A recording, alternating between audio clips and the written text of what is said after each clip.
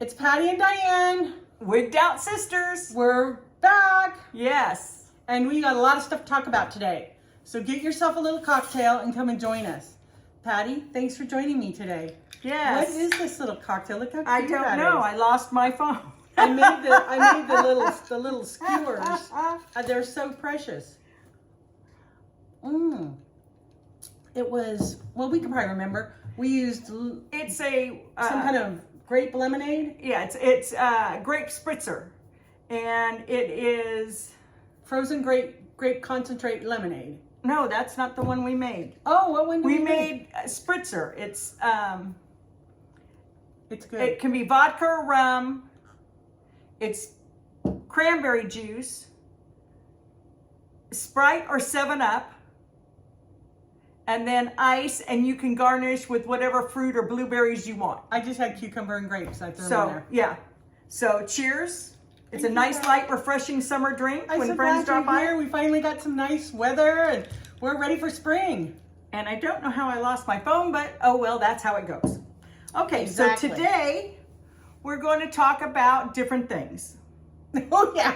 Patty said I could shamelessly plug my book. Oh yes, Diane wrote a wonderful children's book and she wanted to plug it, and I told her I she do, could. because my second one comes out in June, and this book is I call it back in the day because it's written from the late 60s and the early 70s when there was no, cell phones, computers, binging TV. And it's a way for grandparents especially to talk to their kids about what it was like when you were a kid. It's quite the adventure story. It's about some young boys that raise a live Komodo dragon lizard, and it's quite exciting. My grandchildren love this story so much they talked me into writing it so other kids could enjoy it. And it's been a great read. We have sold tons and tons of them. You can buy it on Amazon, and I'll put it in the description box. But I just wanted to say yay, because my second one is coming out, and it's going to be, this one's Buck's Dragon, and the new one that's coming out in June is going to be Buck's Caper. Even bigger, even more drama. So thanks. Let me plug my little book. And then today, our topic is really how to extend the life of our wigs, because Patty and I are struggling. We're not buying new wigs right now. And we have so many wigs, we can't really justify, plopping down that kind of money When if you we have don't 20 need it. wigs, it's hard Yeah, to so justify we buying don't a get new given one when wigs. they're all good. We can be our honest self because we buy all of our own Right. wigs. But what we're really struggling with is how to take care of them and extend their lives, because right now I think that's so important. And the topic I wanted to talk about, which I brought a little wig with me to talk about, was this girl, all my wigs, when I take them off, because I wear necklaces. In the winter I have scarves, so it might help, but when I take them off, I have this matted Brillo Patti mess here.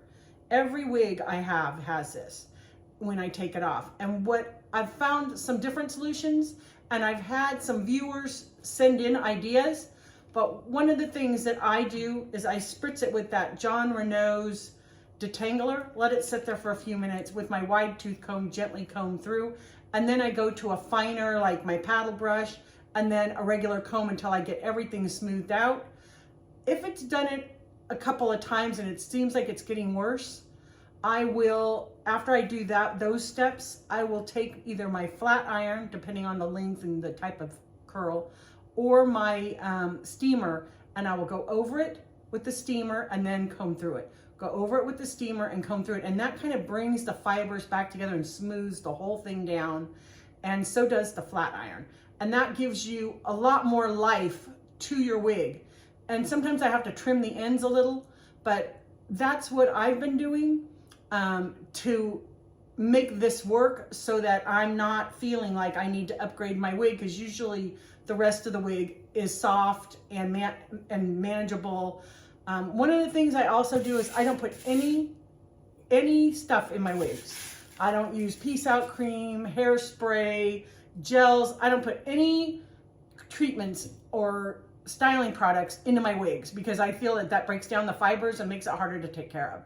I love the True to Life fibers, because if you get a wonky side, you can simply curl it and kind of fix that one side so that it does. And I find if I can just do around my face and make that lay right, I'm careless about the back, usually fine. So I love that feature.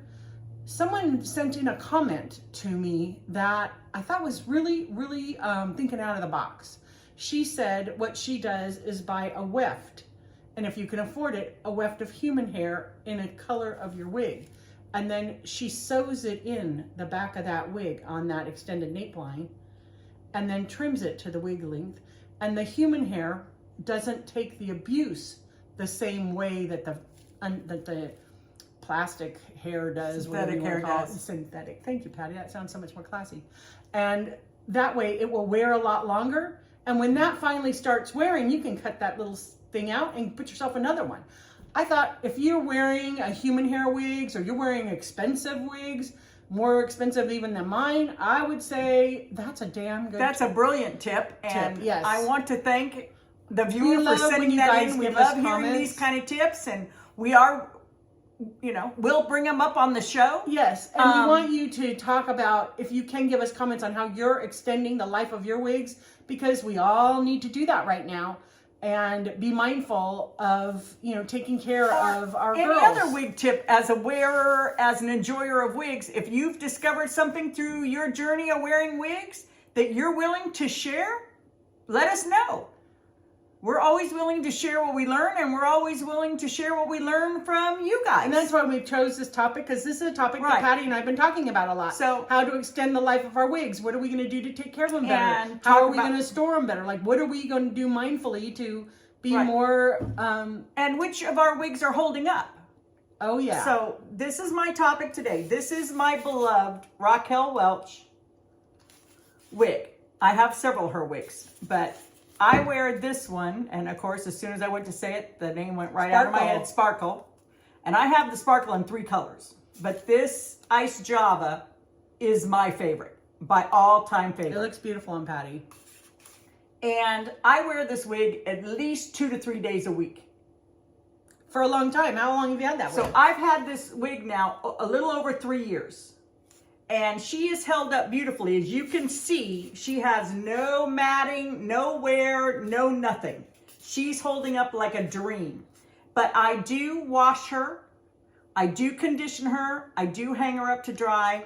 And I store her when she's not on a wig head in my everyday rotation. I keep them in it folded flat and in a Ziploc bag with the air out. Because that way it's easy to store a lot of wigs. It keeps dust and dirt out of them.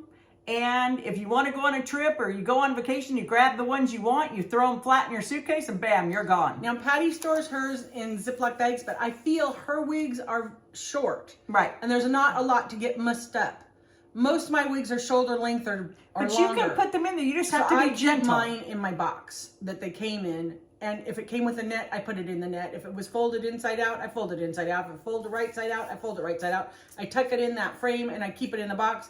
I have 6 wig heads on a little cabinet in my closet that I keep my wigs on that I'm currently wearing and rotating through.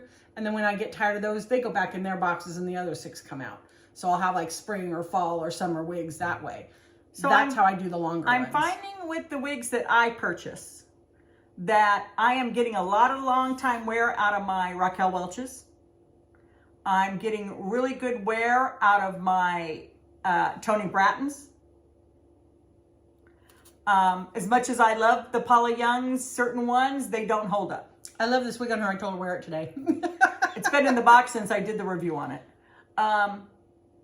It's a little longer for her. I think that's what it is. But it's so cute. And But the color's Paula so great. Young's wigs don't hold up as well as a little more expensive does. So Oh yeah, that sparkle wig is worth its money. If it's Yeah. $89, $90, maybe you've gone over to $100 now. It's totally worth it because it has that memory foam cap that is so comfortable. Yeah. It doesn't lose its shape. It's got that little bubble and then it goes close to the neckline without gapping. And it shapes around Patti's face beautifully.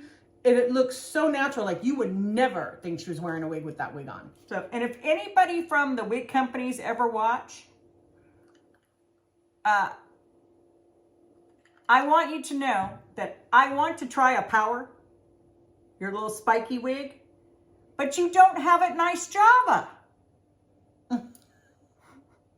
My beloved brown. Now when you're cool tone, it's hard to wear the browns. Yeah. Like So- this is Brave the Wave If you're out by there, Raquel Welch synthetic wig, not her true to life fiber.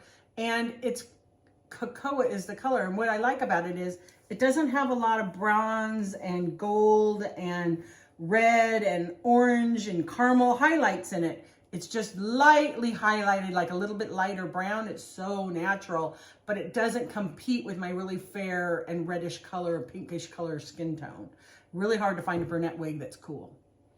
so that's on my bucket list of upcoming maybe next wigs. Or more cool tone brunettes. More cool tone brunettes, yes.